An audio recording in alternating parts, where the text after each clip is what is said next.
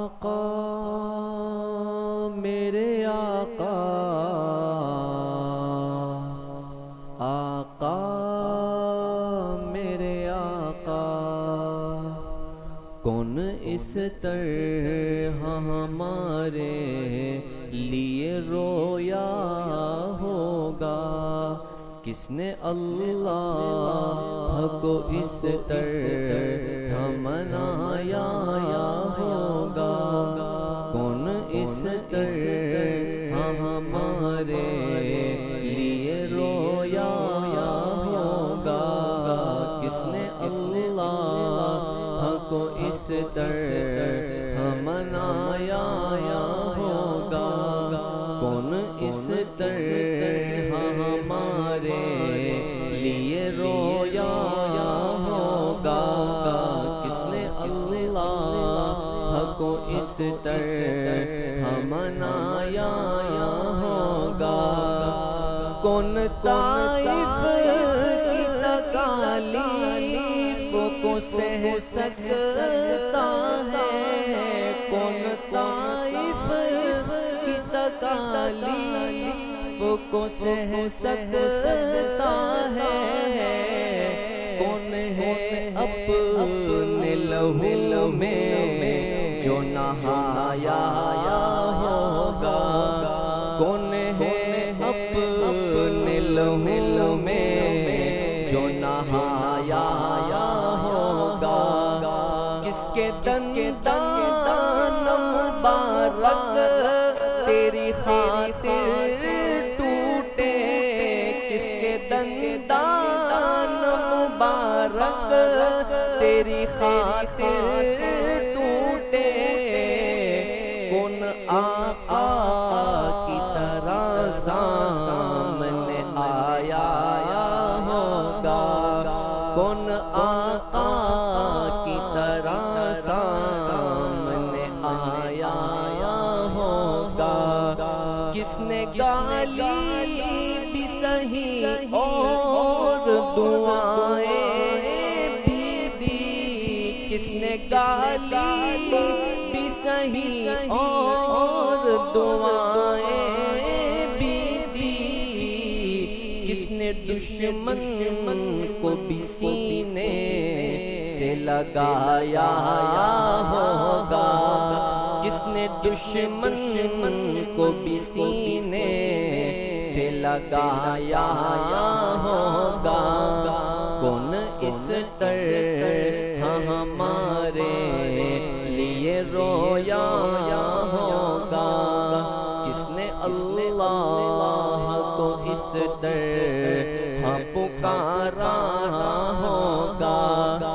کس نے ہر موڑ پہ ہی جو ستم دیکھے ہیں؟ کس نے ہر موڑ پہ ہی جو ستم دیکھے ہیں؟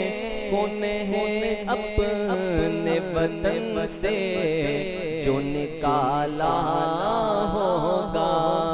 کون ہے اپنے وطن سے جو نکالا ہوگا؟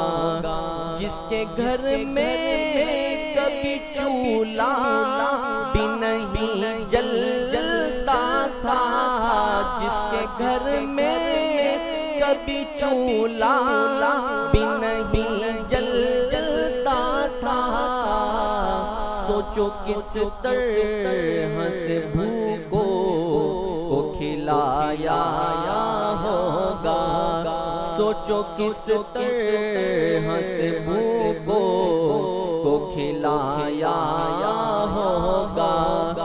قلب میں جس کسی انسان کے لیے ہمدردی، قلب میں جس کسی انسان کے لیے ہمدردی، پھر اسی قلب نے کیا درد کمایا ہوگا؟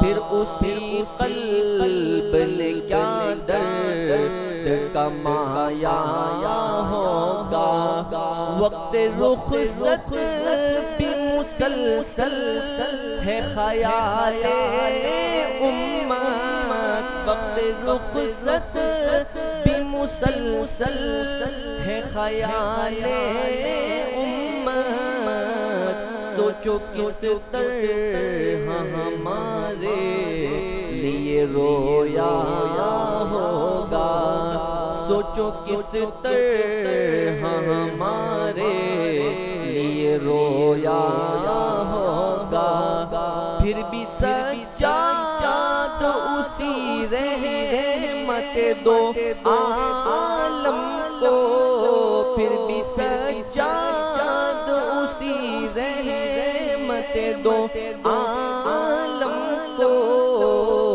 کیسے اس قوم نے افسوس بھلایا ہوگا، کیسے اس قوم نے افسوس بھلایا ہوگا، کون اس طرح ہمارے لیے رویا ہوگا، کس نے اللہ کو اس طرح منایا ہوگا، کون اس طرح ہمارے لیے رویا ہوگا، کس نے اللہ کو اس طرح منایا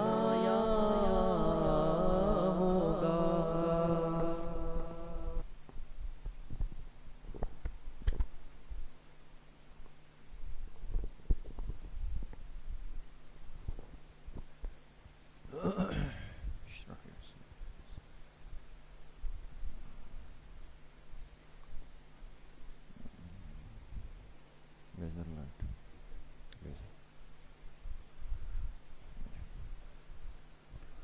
بسم اللہ الرحمن الرحیم،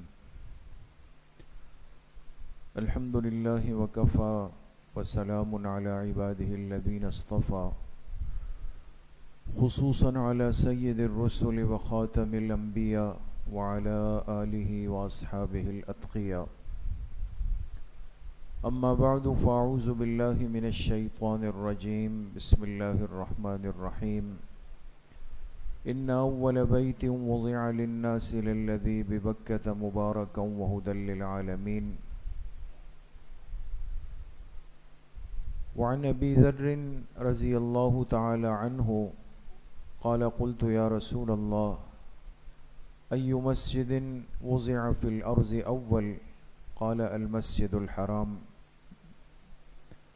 صدق اللہ وصدق رسولہ النبی الکریم، یا رب صل وسلم دائما ابدا علی حبیبک خیر الخلق کلہم۔ تمام احباب ایک مرتبہ محبت و عقیدت سے درود شریف پڑھ لیں۔ اللہم صل علی محمد وعلی آل محمد کما صلیت علی ابراہیم وعلی آل ابراہیم انک حمید مجید، اللہم بارک علی محمد وعلی آل محمد کما بارکت علی ابراہیم وعلی آل ابراہیم انک حمید مجید۔ میرے انتہائی قابل قدر دوستوں، بھائیوں اور بزرگوں، الحمدللہ اس مبارک سلسلے کی مقامات مقدسہ کی آج دوسری مجلس میں ہم سب جمع ہیں۔ اللہ تعالیٰ آپ سب کی اس حاضری کو، اس بیٹھنے کو، سننے اور سنانے کو اپنی بارگاہ عالیہ میں قبول فرمائے، اور ہم سب حاضرین و حاضرات، سامعین و سامعات کے ظاہر اور باطن کی اصلاح کا ذریعہ بنائے۔ بات شروع ہوئی تھی کہ اس دنیا میں بہت ساری جگہیں، بہت سارے مقامات ایسے ہیں کہ جن کو اللہ پاک نے خاص نسبتوں سے نوازا ہے، اور ایک کلمہ گو مسلمان کے لیے ان جگہوں سے واقف ہونا، ان کی تاریخ کو جاننا، ان سے محبت و عقیدت رکھنا، اور اگر آج وہ اس امت سے چھینے جا چکے ہیں اس کو اپنی ایک کمزوری سمجھ کر اس کے لیے دوبارہ فکر کرنا اور اللہ پاک کی طرف رجوع کرنا، یہ اس امت کی ایک اجتماعی ذمہ داری ہے۔ انشاءاللہ یہ بہت ہی مفید سلسلہ ہے اور اس کا اثر ہمارے ایمان اور دین کے ساتھ ساتھ بہت سارے اعمال پہ بھی ضرور پڑے گا، اس لیے کہ ہر مسلمان خواہش رکھتا ہے، چاہتا ہے کہ وہ اللہ کے گھر کی، حرم کی، کعبۃ اللہ کی اور محبوب کائنات جناب رسول اللہ صلی اللہ علیہ وسلم کے روضہ مبارکہ کی، مسجد نبوی شریف کی زیارت کرے، وہاں حاضری دے۔ تو ان مقامات پر ایسی بہت ساری چیزیں بکھری پڑی ہے، چھپی ہوئی ہے، جس سے ہمارے ایمانی رشتے اور ایمانی واسطے جڑے ہوئے ہیں۔ دوستوں، ان مجالس میں انشاءاللہ آپ کے سامنے یہ سب چیزیں ترتیب سے آئیں گی۔ آج کی مجلس میں انشاءاللہ جیسے عرض کیا تھا کہ ہم بات کریں گے، اور سب سے پہلے آغاز کریں گے سرزمین حجاز سے، اور اس مقامات مقدسہ کی مجلس میں بنیادی طور پر ہم کوشش کریں گے کہ وہ اہم ترین ممالک جس کا اس امت سے گہرا رشتہ اور واسطہ ہے وہ ہمارے سامنے بالترتیب آ جائے۔ جی، سب سے پہلے انشاءاللہ ہمارے سامنے حجاز مقدس یعنی سعودی عرب، پھر اس کے بعد دوسرے نمبر پہ ملک شام، تیسرے نمبر پہ ملک عراق، چوتھے نمبر پہ ترکی، پانچویں نمبر پہ ازبکستان، چھٹے نمبر پہ دہلی ہندوستان، اور ساتویں نمبر پہ ہمارا یہ پیارا ملک پاکستان۔ جی، یہ آپ دیکھ سکتے ہیں دوستوں، آپ کے سامنے یہ دنیا کا ایک نقشہ ہے اور ایک میپ ہے۔ یہ جو ابھی ممالک آپ کے سامنے ذکر ہوئے، یہ اس دنیا کے نقشے میں کہاں واقع ہے، آیا قریب ہے، دور ہے، ان کے درمیان کتنا فاصلہ ہے۔ جی، یہ اس وقت جو سرخ رنگ کا دائرہ لگا ہے، یہ آپ کے ملک پاکستان کے اوپر لگا ہوا ہے۔ جی، زوم ہو سکتا ہے؟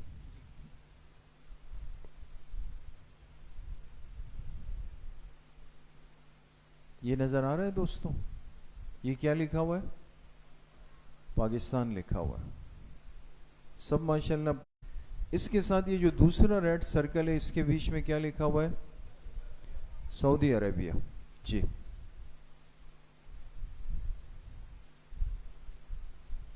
تیسرا دائرہ بنا ہے، جی یہ لکھا ہوا ہے دوستو سیریا۔ کوئی بتا سکتا ہے سیریا کون سا ملک ہے؟ شام ہے۔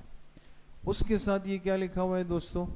عراق لکھا ہوا ہے۔ جی، آگے۔ جی، اس کے ساتھ یہ کیا لکھا ہوا ہے؟ ترکی ہے۔ یہ کیا لکھا ہوا ہے؟ ازبکستان ہے۔ اور یہ کیا لکھا ہوا ہے؟ انڈیا ہے۔ سردست انشاءاللہ ان ممالک کے خاص اور اہم اور مقدس مقامات ہمارے پیش نظر ہیں۔ جی، سب سے پہلے آج کی مجلس میں ہم اس سرزمین کی طرف جائیں گے جو ہمارے ایمان کا مرکز ہے، اور ہمارے ایمان کے دونوں بڑے مراکز یعنی مسجد حرام بھی اور مسجد نبوی شریف بھی، دونوں کہاں پر واقع ہے؟ سعودی عرب کے اندر۔ جی، حجاز مقدس سعودی عرب، اس میں کون کون سے مقامات ہیں جس سے متعلق انشاءاللہ آپ کے سامنے ترتیب سے بات آئے گی۔ جی،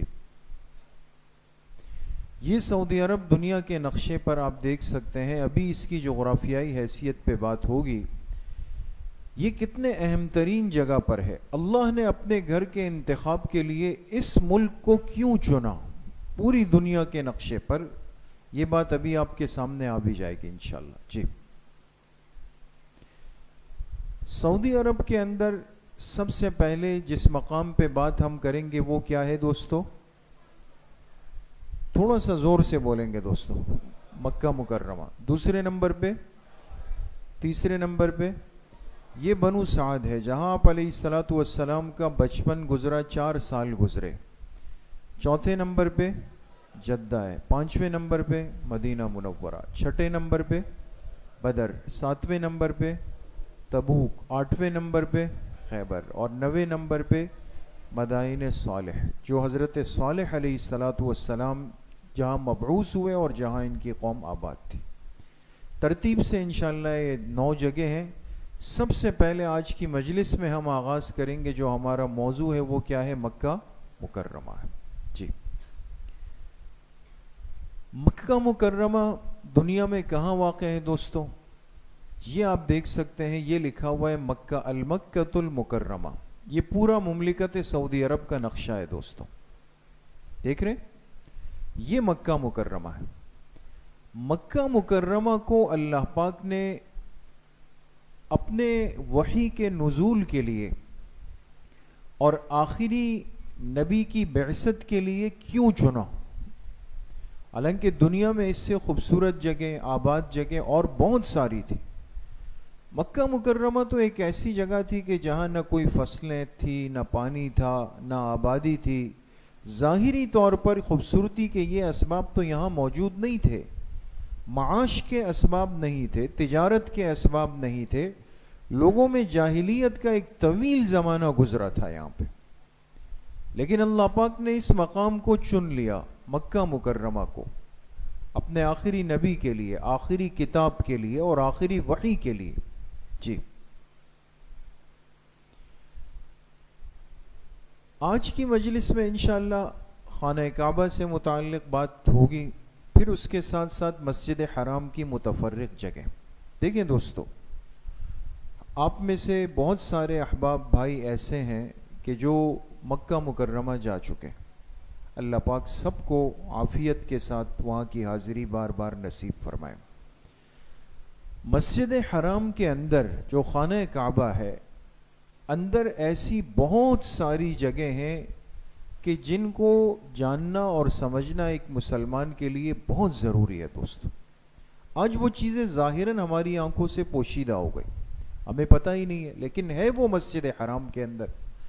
وہ جگہ انشاءاللہ آپ کے سامنے آئے گی. اسی طریقے سے شہر مکہ میں بعض مساجد خاصہ ہے. کچھ مسجدیں ایسی ہیں جن کو خصوصی نسبتیں حاصل ہے دوستو. اسی طرح مکہ کا مشہور قبرستان ہے جس کو کہتے ہیں جنت المعلات. اسی طرح قبور مختلفہ. اس شہر میں صحابہ کی، صحابیات کی بعض اہم ترین قبریں ہیں. مقبرہ وعد البنات بالکل مسجد حرام کے قریب ایک احاطہ ہے، اور یہ وہ جگہ تھی جہاں پر ایک وقت میں بچیوں کو زندہ دفنایا جاتا تھا. وہ قبرستان آج بھی وہاں تعمیراتی مراحل کے اندر سے گزر رہا ہے، وہ بھی سامنے آئے. غار حرا اور غار ثور جس کا بڑا گہرا ربط ہے سیرت طیبہ سے، انشاءاللہ اس سے متعلق بھی. پھر منی، عرفات، مزدلفہ جہاں حجاج کرام جاتے ہیں. لیکن ہم سمجھتے ہیں کہ شاید منی، عرفات، مزدلفہ میں ہمیں 5 دن گزارنے، جبکہ یہاں بہت کچھ ہے، بہت مقامات مقدسہ ہے. پھر میقات مختلفہ. ایک آدمی اگر مکہ مکرمہ جا کے عمرہ کر لیتا ہے دوستوں، اور اس کا دل ہوتا ہے کہ میں جا کے دوسرا عمرہ کر لوں، تیسرا کر لوں، چوتھا کر لوں، تو اس کو دوبارہ احرام باندھنا ہوتا ہے نا. اس احرام باندھنے کے لیے یہ کن کن جگہوں پہ جا سکتا ہے؟ صرف مسجد عائشہ نہیں ہے دوستو، اور بھی جگہیں. اسی طریقے سے مکہ مکرمہ میں کچھ مقامات مخصوصہ ہے، اور جہاں بہت کچھ بنایا جاتا ہے. آپ خانہ کعبہ کا غلاف ہے، اور بعض ایسی مساجد ہے، بعض ایسی جگہیں ہیں، یہ بھی انشاءاللہ آپ کے سامنے ترتیب سے آئیں گے. جی، بیت اللہ اور خانہ کعبہ اللہ پاک کا گھر ہے جو اس زمین پر سب سے پہلے اللہ کے حکم سے تعمیر کیا گیا. دوستو، اگر آپ سے کوئی سوال کر لے کہ یہ کائنات کس نے بنائی ہے، تو ہمارا ایک ہی جواب ہوگا کہ کس نے؟ اللہ نے. کس نے بنائی ہے؟ اللہ نے بنائی. جب یہ کائنات اللہ پاک نے بنا لی، فرشتے پیدا ہو گئے تو سب سے پہلے اس کائنات میں وہ کون سا گھر تھا، وہ کون سی چار دیواری تھی، وہ کون سی جگہ تھی جس کو اللہ کے حکم پر تعمیر کیا گیا، بنایا گیا؟ تو سب سے پہلا گھر اس دنیا میں کون سا بنا ہے دوستو؟ بیت اللہ اور خانہ کعبہ ہے۔ آپ کو کیسے پتا چلا کہ ایسا ہے؟ بات سمجھ میں آ گئی؟ جی۔ کائنات کا پہلا مقام مقدس، جواب آپ کا کیا ہوگا؟ کیا جواب ہوگا؟ خانہ کعبہ یا بیت اللہ؟ بیت اللہ کا معنی کیا ہے دوستو؟ اللہ کا گھر۔ کیا اللہ پاک کسی مکان یا جگہ کے محتاج اور پابند ہے یا نہیں؟ نہیں، پھر اس کو اللہ کا گھر آپ کیسے کہہ سکتے ہیں؟ تیسری بات یہ کہ بیت اللہ کے اور بھی مختلف نام ہے، ایک مسلمان کو وہ بھی جاننے چاہیے۔ آج فتنوں کا دور ہے، رنگ برنگے لوگ دنیا میں پیدا ہو چکے ہیں، ہماری کتابیں پڑھ کر ہم پر اعتراض کر کے ہمیں خاموش کرتے ہیں اور پھر کہتے ہیں کہ اس امت پر ان کے علماء نے کوئی محنت نہیں کی، ان کو خراب کر دیا ہے۔ چوتھی بات، زمین کے کس حصے کا انتخاب اللہ کے گھر کے لیے ہوا اور اس میں حکمت کیا تھی؟ پانچویں بات، سب سے پہلے خانہ کعبہ کی تعمیر کس نے کی اور کب کی؟ چھٹی بات، اس تعمیر بیت اللہ کے مختلف ادوار اور مراحل ہیں۔ یہ جو آج ہمارے سامنے خانہ کعبہ کی شکل ہے نا دوستو، یہ کم از کم تفصیل آئے گی 12 مرحلوں سے گزر کے بنا ہے۔ کتنے مرحلوں سے؟ 12۔ جی۔ ساتویں بات یہ ہوگی کہ طواف کب شروع ہوا؟ آٹھویں بات، آپ علیہ الصلوۃ والسلام کے دور میں بھی خانہ کعبہ کی تعمیر ہوئی تھی اور آپ بھی اس میں شریک ہوئے تھے۔ نویں بات ہم کریں گے کہ خانہ کعبہ پر غلاف کعبہ کا رنگ کیا ہے دوستو؟ سیاہ کالا رنگ ہے۔ یہ آغاز کب سے ہوا اور سب سے پہلے کس نے خانہ کعبہ کو غلاف پہنایا؟ آگے جائیں۔ 10ویں بات، موجودہ زمانے میں خانہ کعبہ کا محل وقوع کیا ہے؟ 11ویں بات، آل سعود کی تعمیرات، یہ جو اس وقت کنسٹرکشن چل رہی ہے دوستو اور کئی سال ہو گئے، ختم ہونے کا نام نہیں لے رہی، لوگ بھی اس سے اب پریشان سے ہوتے ہیں نا، تو اب آل سعود کی جو حکومت آئی، انہوں نے خانہ کعبہ کی تعمیرات کی، ان کے مختلف بادشاہوں نے، انہوں نے کس انداز سے کی اور کیا کیا اضافے کیے؟ اور مصنع الکسوہ، کسوہ کہتے ہیں خانہ کعبہ کے غلاف کو۔ مکہ مکرمہ میں ایک بہت بڑی فیکٹری ہے جس میں سینکڑوں لوگ بیٹھ کر خانہ کعبہ کا غلاف تیار کرتے ہیں۔ ہر سال نیا غلاف بنتا ہے جس میں چاندی کے تاروں کو شامل کیا جاتا ہے۔ 12ویں بات، قیامت کے قریب بیت اللہ کی عمارت منہدم ہوگی، یہ حدیث پاک سے ثابت ہے، یہ گرے گی۔ اور 13ویں بات ہم کریں گے کہ امت کا بیت اللہ سے تعلق، بیت اللہ سے محبت، اور یہ فتنوں سے حفاظت کا ایک ذریعہ ہے۔ یہ اہم ترین باتیں دوستو جو آج ایک مسلمان کو معلوم ہونی چاہیے۔ باطل اگر اپنے غلط طور طریقوں پر محنت کر چکا ہے، ہم اپنے دین کے صحیح طریقوں کو کیوں نہیں سیکھنا چاہتے، کیوں نہیں سننا چاہتے دوستو؟ جی، پہلی بات ہم کریں گے کائنات کا پہلا مقام مقدس۔ جی، روئے زمین پر سب سے پہلے جو جگہ آباد اور تعمیر ہوئی وہ خانہ کعبہ بیت اللہ تھا۔ اس سے پہلے کائنات میں کوئی تعمیر نہیں تھی اور نہ کوئی گھر بنا تھا۔ اسی لیے شاعر نے کہا نا، دنیا کے بت کدوں میں پہلا وہ گھر خدا کا، ہم پاسباں ہیں اس کے وہ پاسباں ہمارا۔ قرآن و حدیث سے کیا دلیل ہے آپ کے پاس کہ خانہ کعبہ سب سے پہلے بنا؟ جی، قرآن کریم سورہ آل عمران آیت نمبر 96 ان اول بیت وضع للناس للذی ببکہ، اللہ پاک فرماتے بے شک سب سے پہلا گھر جسے اللہ کی عبادت کی خاطر عوام الناس کے لیے بنایا گیا وہ شہر مکہ میں ہے جو بابرکت ہے اور جہانوں کے لیے ہدایت کا سبب ہے۔ حدیث پاک بخاری شریف میں روایت ہے حضرت ابو ذر رضی اللہ عنہ سے، قلت یا رسول اللہ ای مسجد وضع فی الارض اول، میں نے آپ علیہ الصلاۃ والسلام سے پوچھا کہ زمین میں سب سے پہلے اللہ کے لیے کون سی مسجد بنائی گئی؟ تو آپ نے فرمایا مسجد حرام بنائی گئی۔ اب دیکھیں نا، ایک مسلمان کم سے کم، ہم نے 10 آیتیں تو نہیں لکھی، کتنی آیتیں پیش کی؟ ایک آیت، اور حدیث ایک آیت ایک حدیث کا ترجمہ تو میرے پاس ہونا یار۔ کل اگر کوئی مجھے تنگ کرے اور مجھ سے پوچھے کہ آپ کیسے یہ دعویٰ کرتے ہیں کہ بیت اللہ زمین پر اللہ کا پہلا گھر ہے، میں کہوں گا میرے پاس جو اللہ کی کتاب ہے اس میں بھی لکھا ہے، اور میرے پاس جو میرے محبوب پیغمبر کی سب سے مستند ترین حدیث کا مجموعہ ہے بخاری شریف، اس میں بھی یہی بات لکھی ہوئی۔ جی یہ دوستو انشاءاللہ آگے بات بھی آئے گی، یہ مرحلہ وار جو خانہ کعبہ کی تعمیر ہوئی، بالکل شروع میں یہ اس کی ایک عکسی تصویر ہے کہ اس انداز سے بنایا گیا۔ آپ دیکھیں دائیں بائیں صرف پہاڑ ہے، کوئی آبادی کچھ بھی نہیں ہے، کوئی ہریالی نہیں ہے۔ جی یہ خانہ کعبہ کی تعمیر ہے۔ جی دوسری بات، اس جگہ کو ہم بیت اللہ یا کعبۃ اللہ کیوں کہتے ہیں؟ اللہ کا گھر، اللہ کی ذات تو ہر جگہ پر ہے، صرف خانہ کعبہ میں تو نہیں ہے، پھر اس کو کیوں بیت اللہ کہا گیا؟ جی اب غور کریں دوستوں، خانہ کعبہ کو بیت اللہ کہا گیا یعنی اللہ کا گھر۔ اس پر ایک سوال پیدا ہوتا ہے کہ پوری کائنات اللہ نے بنائی ہے، اللہ ہی خالق ہے اور وہ خود زمان و مکان سے پاک ہے، پھر خانہ کعبہ کو اللہ کا گھر کیسے کہا گیا؟ اس کا جواب یہ ہے کہ کائنات اور اس کی ہر چیز قدرت خداوندی سے پیدا ہوئی۔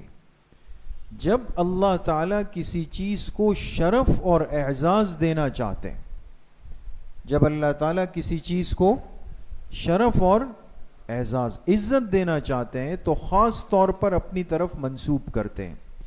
جیسے قرآن کریم میں ہے ناقۃ اللہ، اللہ کی اونٹنی۔ حضرت صالح علیہ السلام کی جو اونٹنی تھی نا، اس کو اللہ نے کیا فرمایا؟ ناقۃ اللہ، یہ میری اونٹنی ہے۔ اسی طرح روح اللہ یا کلمۃ اللہ، یہ کن کے لیے استعمال ہوا؟ حضرت عیسیٰ علیہ السلام کے لیے۔ حالانکہ سب کی روح اللہ کی طرف سے آتی ہے، لیکن عیسیٰ علیہ السلام کو عزت اور اکرام دینا چاہ رہے ہیں اللہ پاک۔ اسی طرح فرمایا بیت اللہ، تو بطور اعزاز و اکرام کے ہے، نہ کہ بطور مکان کے ہے۔ بات سمجھ میں آ گئی دوستوں؟ یہ ایک عزت کے طور پہ انسان یہ کلمات استعمال کرتا ہے۔ بات سمجھ گئے؟ جی جی چلیں، تیسری بات بیت اللہ کے مختلف نام۔ ہم سے اگر کوئی پوچھ لے تو ہم کہیں گے ایک نام خانہ کعبہ ہے اور ایک بیت اللہ ہے اور ایک مسجد حرام ہے، جبکہ اس کے کئی نام تفسیروں میں، احادیث میں اور سیرت کی کتابوں میں لکھے ہوئے۔ جی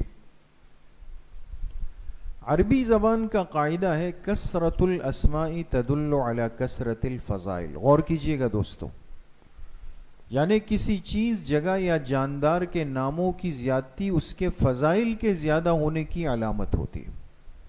بات سمجھ گئے دوستو؟ اس لیے آپ نے دیکھا ہوگا ہماری اصطلاح میں اگر واقعی ایک شخص اچھا ہو، عالم ہو، حافظ ہو، قاری ہو، مفتی ہو، تو ہم کہتے ہیں بھئی حضرت تو بڑے صفات والے ہیں، حافظ بھی ہے، قاری بھی ہے، عالم بھی ہے، مفتی بھی ہے، شیخ الحدیث و تفسیر بھی ہے، شیخ الاسلام بھی ہے، اور معاشیات کے ماہر بھی ہیں۔ اب ایک شخصیت کا تذکرہ ہو رہا ہے، لیکن اتنے سارے القابات سے پتہ چلا کہ ان کے فضائل کیا ہیں؟ کم ہے یا زیادہ ہے؟ زیادہ ہے۔ تو جب کسی چیز کے نام بڑھ جائے نا تو یہ دلیل ہوتی ہے کہ اس کے فضائل بھی زیادہ ہیں۔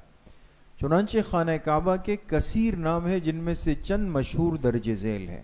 غور کیجئے گا دوستو، 6 نام ہم نے یہاں پر لکھے۔ کتنے نام؟ اس کو ذہن میں رکھیے گا، میں یا تو آج کی کلاس کے آخر میں یا اگلی کلاس کے شروع میں پوچھ سکتا ہوں آپ لوگوں سے، تاکہ کتنا آپ لوگ بیدار رہ کے بات سنتے ہیں۔ دیکھیں پہلا مشہور نام کیا لکھا ہے؟ پیچھے والوں کو نظر آ رہا ہے؟ پہلا نام کیا لکھا ہے؟ مکہ. یہ لفظ کہاں پر ہے دوستو؟ قرآن کریم سورۃ الفتح آیت نمبر 26. وَهُوَ الَّذِي كَفَّ أَيْدِيَهُمْ عَنْكُمْ وَأَيْدِيَكُمْ عَنْهُمْ بِبَطْنِ مَكَّةَ. کون سی سورت میں؟ سورہ فتح. دوسرا نام کیا ہے؟ ام القرا. دوسرا نام کیا ہے؟ ام القرا. سورہ انعام آیت نمبر 92. لِتُنذِرَ ام القرا ومن حولها. تیسرا نام کیا لکھا ہے؟ بکہ. میم کی جگہ کیا لگا دیں؟ با لگا دیں. قرآن کریم سورہ آل عمران آیت نمبر 96. ان اول بیت وضع للناس للذی ببکہ. چوتھا نام کیا ہے؟ البیت الحرام. سورہ مائدہ آیت نمبر 2. یا ایھا الذین آمنوا لا تحلوا شعائر اللہ ولا الشہر الحرام ولا الہدی ولا القلائد ولا آمین البیت الحرام. پانچواں نام کیا لکھا ہے؟ البیت العتیق. سورہ حج آیت نمبر 29. وَلْيَطَّوَّفُوا بِالْبَيْتِ الْعَتِيقِ. چھٹا نام کیا لکھا ہے؟ البلد الامین. سورہ 3 آیت نمبر 3 میں ہے وَالتِّينِ وَالزَّيْتُونِ وَطُورِ سِينِينَ وَهَذَا الْبَلَدِ الْأَمِينِ. کتنے نام سامنے آ گئے؟ 6 کے 6 نام کہاں سے ثابت ہے؟ قرآن کریم سے.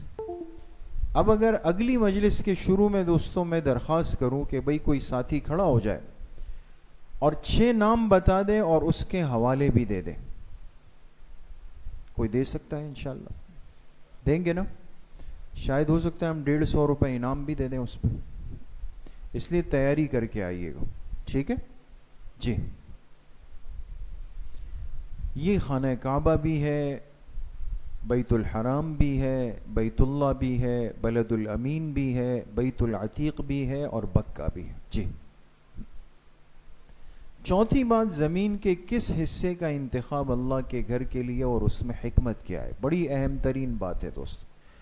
دنیا کے نقشے کو آپ دیکھیں گے، اللہ پاک نے اپنے گھر کے لیے جس زمین کو منتخب کیا، اس انتخاب میں اللہ پاک کی کیا حکمت پوشیدہ ہے دوستو. بہت غور سے اور دماغ کو حاضر رکھ کے سنیے گا. جی. اللہ کے پہلے گھر بیت اللہ کے لیے زمین کے جس خطے کا، خطہ کہتے ہیں ٹکڑے کو، کا انتخاب ہوا وہ جزیرۃ العرب کہلاتا ہے. اب اس کا جغرافیائی محل وقوع، جغرافیہ سمجھتے ہیں نا دوستوں، ایک زمینی اعتبار سے. دوسرا، 3 بر اعظموں سے اس کا ملاپ ہوتا ہے. کتنے بر اعظم؟ 3 بر اعظم، کانٹیننٹ جس کو آپ کہتے ہیں انگلش میں. دنیا کے 3 بڑے بر اعظم وہ مکہ مکرمہ سے ٹچ ہوتے ہیں دوستوں، ملتے ہیں یہاں پر. تو اب جغرافیائی محل وقوع اور 3 بر اعظم کون سے ہیں؟ جی. اس کا جغرافیائی محل وقوع یہ ہے، غور کیجئے گا، کہ یہ بر اعظم ایشیا کا آخری مغربی حصہ ہے جس کے 3 طرف پانی ہے اور ایک طرف صحرا ہے. بھئی ہر چیز کے 4 اطراف ہوتے ہیں نا. آپ ابھی بیٹھے ہیں، ایک آپ کے سامنے، ایک پیچھے، ایک دائیں ہے اور ایک بائیں ہے، تو کتنی سمتیں ہو گئی؟ 4. مکہ مکرمہ کی 4 سمتوں میں پانی کتنی طرف ہے؟ 3 طرف پانی ہے اور ایک طرف کیا ہے؟ صحرا ہے. صحرا کہتے ہیں ریگستان، بے آباد، بہت بڑا ریت کا صحرا ہے. تو اب پانی کون کون سا ہے، صحرا کون سا ہے؟ اب غور کریں. مشرق میں خلیج عرب، مغرب میں بحر احمر، جنوب میں بحیرہ عرب، اور چوتھی طرف جو صحرا ہے شمال میں، وہ کون سا ملک ہے؟ ملک شام کا ہے. جی دیکھیں، ابھی دیکھیں دوستو بہت توجہ کے ساتھ. یہ جو سرکل لگا آپ کو نظر آیا، اس کو قریب کریں، زوم کریں مکہ کو. یہ مکہ ہے دوستو، نظر آ رہا ہے؟ یہ کیا لکھا ہوا ہے؟ مکہ لکھا ہوا ہے. اب آپ دیکھیں گے کہ اس کے 3 طرف پانی کس طرح ہے. جی دیکھیں دوستو، یہ ہے خلیج فارس، جس کو خلیج عرب بھی کہتے ہیں دوستو. جی یہ ہے بحیرہ احمر، بحر قلزم، جی، اور یہ ہے بحیرہ عرب. بات سمجھ گئے دوستوں؟ تو ایک طرف خلیج فارس ہے، یہ پانی ہے، پوری پانی کی پٹی چل رہی. ایک طرف بحیرہ حجاز مقدس کس سے گھرا ہوا ہے دوستوں؟ پانی سے گھرا ہوا ہے. ایک طرف یہ ہے ملک شام کی پٹی. یہ پوری پٹی جو ہے یہ صحرائی پٹی ہے دوستوں. بات سمجھ میں آ گئی؟ تو تین طرف پانی ہے اور ایک طرف صحرا ہے، اس کے بیچ میں مکہ مکرمہ آتا ہے. جی پھر قدرت کا کمال یہ ہے کہ جزیرہ عرب دنیا کے 3 بر اعظم سے ملتا ہے. مشرق میں بر اعظم ایشیا، شمال میں بر اعظم یورپ، مغرب میں بر اعظم افریقہ. سمجھ گئے دوستوں؟ تو سمجھ آیا کہ اس جغرافیائی محل وقوع میں یہ بڑی حکمت تھی کہ بیت اللہ دنیا کے نقشے میں ایسے مقام پر ہو جہاں سے توحید کا پیغام ساری دنیا کو آسانی سے جا سکتا تھا، اور ایسا ہی ہوا. بات سمجھ میں آ گئی؟ چونکہ اصل مقصود تو کیا تھا کہ یہاں جس پیغمبر نے آنا تھا اس نے توحید کی دعوت دینی تھی، اللہ کا پیغام منتقل کرنا تھا. ایسی جگہ اللہ نے اس نقطے پر اپنے مکہ مکرمہ کو رکھ دیا کہ 3 بر اعظموں سے اس کا ملاپ ہو رہا تھا. چنانچہ بہت جلدی وہ وقت آیا کہ تینوں بر اعظموں میں توحید کا پیغام صحابہ اکرام رضوان اللہ علیہم اجمعین کے ذریعے سے منتقل ہوا. جی یہ دیکھیں دوستو، یہ بیچ میں کیا لکھا ہوا ہے؟ کیا لکھا ہوا ہے؟ یہ سعودی عرب لکھا ہوا ہے دوستو. ٹھیک ہے، یہ سعودی عرب ہے. یہ کیا لکھا ہوا ہے؟ ایشیا. یہ کیا لکھا ہوا ہے؟ یہ کیا لکھا ہوا ہے؟ افریقہ. 3 بڑے مین بر اعظم. اچھا ہم کس بر اعظم میں ہیں دوستو؟ ہم لوگ ایشیا میں ہیں دوستو، یہ بھی یاد رکھیں. تو سعودی عرب کو اللہ پاک نے مکہ مکرمہ کو ایسی جگہ رکھا کہ وہاں سے ایشیا بھی پیغام گیا، افریقہ میں بھی آیا اور یورپ میں بھی منتقل ہوا. اسی لیے خلفائے راشدین کے دور میں ان تینوں بر اعظموں پر اسلام کا غلبہ ہو چکا تھا. یہ اللہ پاک کی بڑی حکمت تھی اس جگہ کے اندر. تو دیکھیں اسی لیے علماء نے لکھا کہ مکہ مکرمہ کے لیے اس جگہ کا انتخاب بھی اللہ پاک کی حکمت پر مبنی ہے دوستو. جی سب سے پہلے خانہ کعبہ کی تعمیر کس نے کی اور کب کی؟ جی اب غور کریں گے دوستوں، بہت غور کریں گے. علامہ ابن کثیر رحمۃ اللہ علیہ نے لکھا ہے عرش الہی کے نیچے 7ویں آسمان پر، کل آسمان کتنے ہیں؟ 7. اللہ کا عرش ہر چیز کے اوپر ہے، سب سے اوپر ہے. عرش کے بالکل سیدھ میں نیچے 7ویں آسمان کے اوپر فرشتوں کا کعبہ ہے جس کا نام ہے بیت المعمور. بیت المعمور روزانہ 70,000 فرشتے اس کا طواف کرتے ہیں. یہ صحیح حدیث سے ثابت ہے. اور یہ بھی آپ علیہ السلام نے فرمایا جب فرشتے ایک دفعہ بیت المعمور کا طواف کر لیں پھر اس جماعت کی باری قیامت تک نہیں آتی. فرشتوں کی کتنی تعداد ہوگی دوستو، سوچ بھی نہیں سکتے. تو جو فرشتوں کا کعبہ 7ویں آسمان پر ہے اس کا نام کیا ہے؟ بیت المعمور. پھر اللہ تعالیٰ نے زمین پر رہنے والے فرشتوں کو حکم دیا کہ تم بیت المعمور کی طرح زمین پر ایک مکان تعمیر کرو. اب زمین کا خانہ کعبہ بن رہا ہے دوستوں. جب وہ تعمیر ہوا تو اس کا نام رکھا گیا زراح. کیا نام رکھا گیا؟ زراح. یہ بھی پوچھوں گا آپ لوگوں سے، یہ بھی یاد رکھیں گے.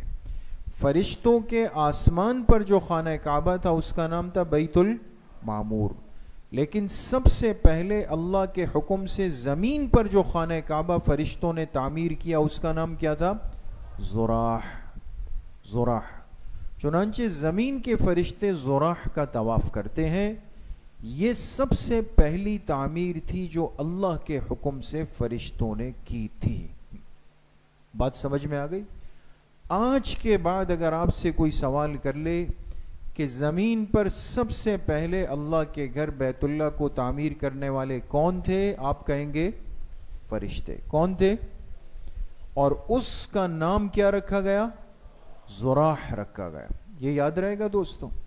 تو یہ چیز ذہن نشین کر لے کہ زراح اس خانہ کعبہ کا نام رکھا گیا، اور سب سے پہلی تعمیر اس کے کرنے والے کون تھے؟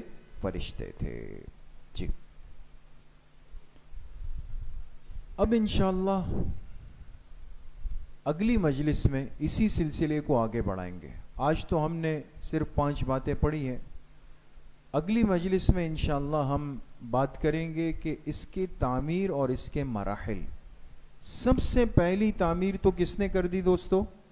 فرشتوں نے کر دی. ٹھیک ہے نا. اب اس کے بعد کیا ہوا؟ اس کے بعد آدم علیہ السلام جنت سے اتارے گئے، وہ زمین پر آئے. جب یہ آئے تو خانہ کعبہ کا نشان نقشہ مٹ چکا تھا. اب انہوں نے تعمیر کیسے کی؟ ان کے بعد تعمیر کس نے کی؟ ان کے بعد تعمیر کس نے کی؟ ان کے بعد تعمیر میں نے عرض کیا کہ کم از کم کتنے مراحل میں تعمیر ہوئی؟ 12 مراحل میں تعمیر ہوئی. یہ ایک بہت اہم، ایک دلچسپ، ایک تاریخی اور ایک ایمانی معلومات ہے دوستو، ہر مسلمان کو جاننا چاہیے. تو انشاءاللہ آنے والی مجلس نمبر 3 سرزمین حجاز، حرمین الشریفین، بیت اللہ کی تعمیر و مراحل کا دوسرا حصہ آپ کے سامنے آئے گا. آپ حضرات جس طرح طلب سے اور اہتمام سے اور سیکھنے کے جذبے سے آ جائے ہیں، امید کرتے ہیں انشاءاللہ ہر اتوار کو اسی طرح حاضری دیں گے نا انشاءاللہ. باقی ساتھیوں کو بھی تیار کریں، دعوت دیں، اپنے ساتھ لائیں. مستورات کے لیے بھی نظم ہوتا ہے، ان کو بھی لائیں. یہ تھوڑا سا وقت دین کی بات سننے میں، سیکھنے میں، سمجھنے میں گزر جائے، انشاءاللہ بڑا قیمتی ہوگا. اللہ کریم مجھے بھی آپ سب کو صحیح عمل کی توفیق نصیب فرمائے. وآخر دعوانا ان الحمدللہ رب العالمین. الحمدللہ رب العالمین والصلاة والسلام علی سید الانبیاء والمرسلین.